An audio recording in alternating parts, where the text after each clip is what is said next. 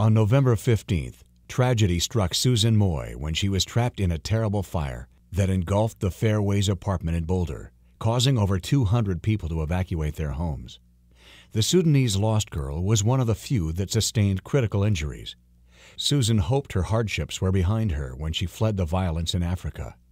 Susan is a student at Catalyst High School in Lafayette, where she diligently applies herself in hopes of attending nursing school after graduation in the spring. Susan recently shared heart-wrenching stories with her classmates at Catalyst of how she witnessed her father's execution, survived years of abuse in a refugee camp in Kenya, and miraculously ended up in Boulder.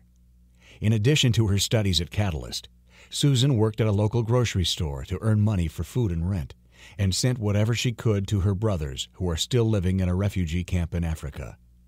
Susan suffered burns over 30% of her body and is currently in critical condition at the University of Colorado Hospital in Denver, where she was airlifted Saturday night.